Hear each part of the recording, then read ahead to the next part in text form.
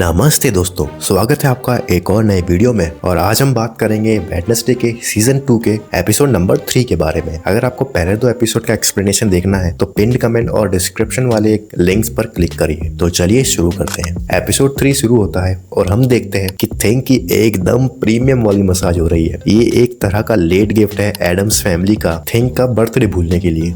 वहीं दूसरी ओर मोर्टिशिया पर अभी भी सायरन सॉन्ग का इफेक्ट था और वो बताती है कि ना जाने कैसे उसने अपनी माँ को कॉल किया। उसकी अपनी माँ के साथ बिल्कुल भी नहीं बनती थी अपनी बहन ओफिलिया की वजह से। अब गोमेज मूड को थोड़ा हल्का करने का ट्राई करता है। तभी वेडनेसडे चुपके से वहाँ आती है गूडी की किताब को लेने के लिए। और मोर्टिशिया भी उसकी माँ है, उसे पहले ही सब पता था। वो वेडनेसडे को बताती है कि वो गूडी की किताब से दूर ही रहे। इससे पहले उसकी बहन ओफिलिया भी इस किताब की वजह से पागल ही हो गई थी और वो अब वेडनेसडे को भी नहीं खो सकती। वेडनेसडे भी अपनी माँ को समझाने की कोशिश करती है अपने विजन्स के बारे में बता के, पर उसकी माँ उसे सीधा मना करती है और बोलती है कि वो इन सब से दूर रहे और वेडनेसडे वहाँ से निकल जाती है। अब वेडनेसडे अपने रूम पर होती है और वहाँ एनिड को अपने कपड़ों को लेकर टेंशन है जो वो कैंपिंग में पहनेगी। वो वेडनेसडे को भी कैंपिंग ज्वाइन करने के लिए बोलती है, पर वेडनेसडे को तो एज यूजुअल कोई फर्क नहीं पड़ता। थिंग वेडनेसडे से कहता है कि उसे एनिड को बताना चाहिए, पर वेडनेसडे मना करती है कि तभी एग्नेस एनिड की डेथ के बारे में सुन लेती है। वो लंबे टाइम से वहाँ पर इनविजिबल होकर सारी बातें सुन रही थी। वो एक बार फिर ऑफर करती है कि वो वेडनेसडे के साथ ये केस सॉल्व कर सकती है, पर वेडनेसडे उसे मना कर देती है। पर वो भी कोई कम नहीं है, वो वहाँ से जाती जरूर है पर एक डायलॉग मार कर जाती है कि वो चाहे कुछ भी कर ले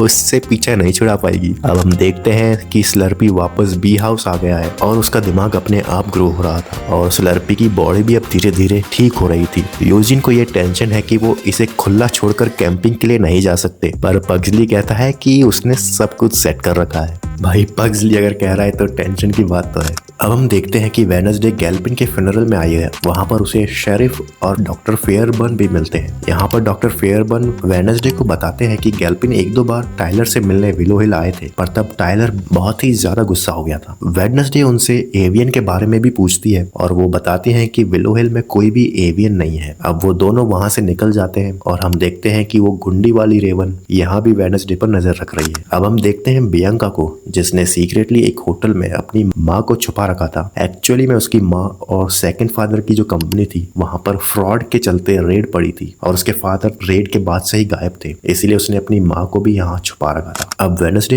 एग्नेस के पास जाती है और उससे पूछती है कि उसने गैल्पिन के फोन को चुराने के बाद उसे अनलॉक कैसे किया था। तब एग्नेस अपने एक शेप शिफ्टर फ्रेंड की मदद से वो फोन अनलॉक करती है। अब एग्नेस कुछ और चीजें भी शेयर करती है जो वो गैल्पिन के घर से लेकर आई थी। अब वेडनेसडे गैल्पिन के फोन में कार्ल का वॉइसमेल चेक करती है जिसमें उसे डेस्क के बारे में पता चलता है। वो डेस्क के बारे में कुछ और ढूंढती है तो उसे एक कॉटेज की फोटो मिलती है जो गैल्पिन और कार्ल का ऑफिस था और सरप्राइजिंगली ये कॉटेज कैंपिंग साइट के बहुत ज्यादा पास होता है। तो अब वेडनेसडे भी कैंपिंग जाएगी। एग्नेस इस एडवेंचर की पूरी तैयारी कर लेती है और यहाँ पर एनिड वेडनेसडे और एग्नेस का टीम अप देखकर बिल्कुल चिढ़ जाती है। अब सारे बच्चे कैंपिंग लोकेशन पर पहुंचते हैं और यहाँ पर रिवील होती है पग्सली की सेटिंग। वो स्लर्पी को एक बड़े से ताबूत में यहाँ कैंपिंग साइट पर ले आया था। भाई इसका लेवल अलग ही है। वेडनेसडे से पूछने वाली ही होती है कि तभी वहाँ पर मोर्टिशिया और गोमेज आ जाते हैं। वेडनेसडे अपनी माँ को देखकर वहाँ से चली जाती है। अब पग्सली वो ताबूत अपने टेंट में ले आता है। यहाँ यूजिन ये देखकर बहुत ज्यादा गुस्सा करता है, पर अब तो भगवान ही मालिक है इन सबका। अब सब कैंपिंग में सेटल होते हैं कि तभी वहाँ पर नॉर्मीज यानी कि नॉर्मल लोगों का ग्रुप आ जाता है। एक्चुअली में यहाँ पर डबल बुकिंग हो गई थी और अब इनके बीच में होता है कॉम्पिटिशन और जो कॉम्पिटिशन जीतेगा वो ही यहाँ पर कैंपिंग करेगा। वेडनेसडे ये कॉम्पिटिशन जीत जाती है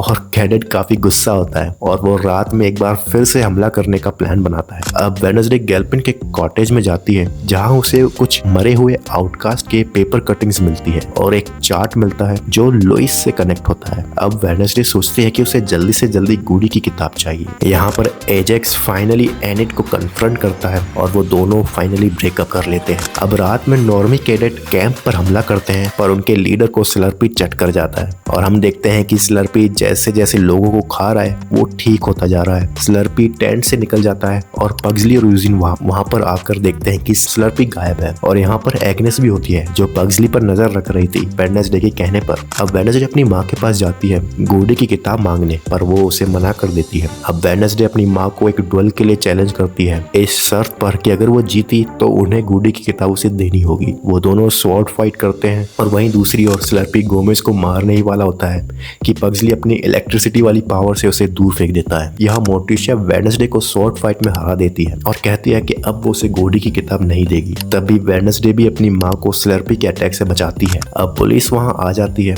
और सारी चीजें सेटल हो जाती हैं। पर वेडनेसडे एक शैडोई फिगर को देखती है जिसके साथ वो गुंडी वाली रेवन भी है। अब वेडनेसडे जो गूडी की किताब से हाथ धो चुकी है, उसके लिए ये केस सॉल्व करना बहुत ही मुश्किल हो गया है। पर उसे कहीं ना कहीं लगता है कि ये जो कुछ भी हो रहा है उसके तार विलो हिल से जुड़े हुए हैं। वहीं पर हम विलो हिल में देखते हैं कि डॉक्टर फेयरबर्न और जूडी थॉर्नहिल को भी विलो हिल में ले आए हैं और यहाँ पर एपिसोड 3 एंड होता है। तो भाई बिल्डअप काफी तगड़ा हो चुका है नेक्स्ट एपिसोड के लिए। आपको ये एपिसोड कैसा लगा आप कमेंट्स में जरूर बताइए और मैं आपसे मिलता हूँ नेक्स्ट एपिसोड के एक्सप्लेनेशन में।